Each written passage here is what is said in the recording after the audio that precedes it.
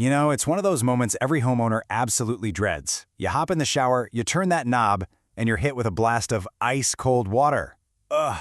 A failing water heater is never on the schedule, right?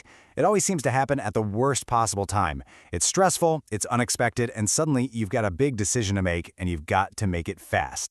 But hold on. Before you start frantically shopping for a new one, you gotta ask yourself, is it really time? Are we talking about a simple fix? Or is your water heater really truly on its last legs? Let's figure it out by looking at the signs. All right, so how do you know for sure? Well, lucky for us, a failing water heater usually gives off some pretty clear signals that it's about to give up the ghost. Let's see if any of these sound a little too familiar. Okay, so the warning signs are actually pretty straightforward. First up, age is a biggie. Most of these tank-style heaters just don't last much longer than 20 years. Maybe you're the last one to shower and you keep running out of hot water. That means the unit just can't keep up anymore.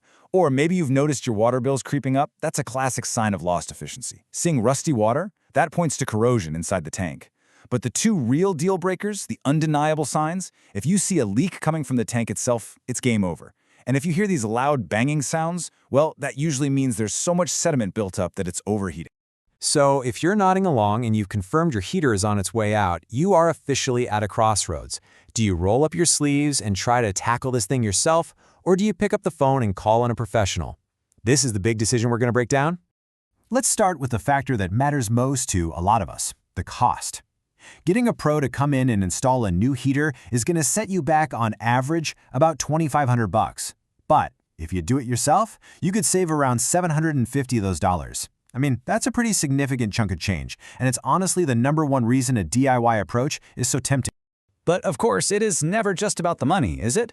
A DIY job is probably going to take you about half a day, maybe 4 to 5 hours. A pro, they can usually knock it out in 2 to 3. And the risk level is, well, it's just not the same. A tiny mistake with plumbing or electrical work can lead to some major, expensive damage. Then there's the whole knowledge gap. You're banking on your skills versus a licensed pro who already knows all the local building codes that, by the way, you'd be on the hook for. So with all that in mind, let's explore that DIY path first. If you're pretty handy, you're feeling confident, what does this project actually look like? The main attraction, as we saw, is the savings. Keeping that $500 to $750 in your pocket, that can make a huge difference, especially when you're already dealing with the unexpected cost of the new unit itself. You know, looking at it from a high level, the process seems pretty manageable. First, you prep your space, shut off the power and the water, super important. Next, you have to drain and then haul out that old, heavy tank. Then you get the new one in position and connect all the lines. Now, this last step is absolutely crucial. You have to fill the tank completely, check everywhere for leaks, and only then should you even think about turning the power back on. But here is our first little dose of reality from someone who's actually done it. That whole remove the old unit step, it's not nearly as simple as it sounds. These tanks are incredibly heavy and awkward, even when they're totally empty. If you have to deal with stairs, let's just say this part of the job can be a serious physical challenge.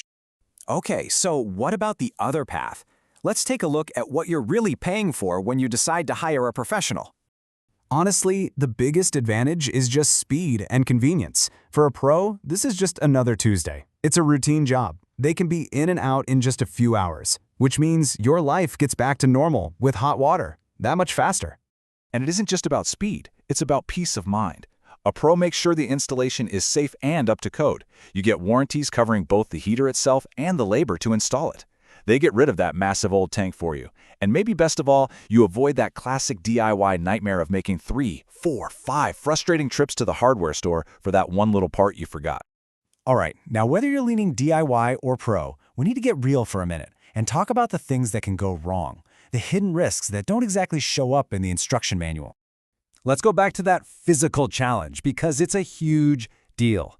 This quote from a homeowner really says it all. It's not just about being strong.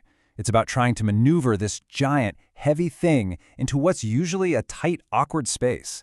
For this person, it was one of the worst DIY projects they'd ever tried. Now for the most serious warning of all. The electrical work is no joke.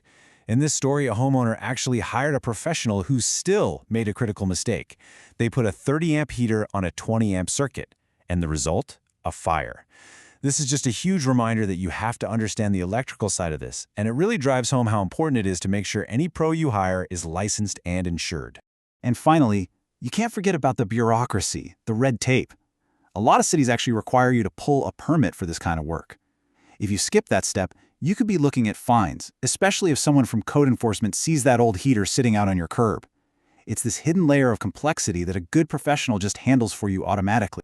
So after all that, it really boils down to these two big trade-offs. First, it's your skill versus the risk. Are you confident enough in your plumbing and electrical know-how to accept the risk of leaks, property damage, or even getting hurt? And second, it's your time versus your money.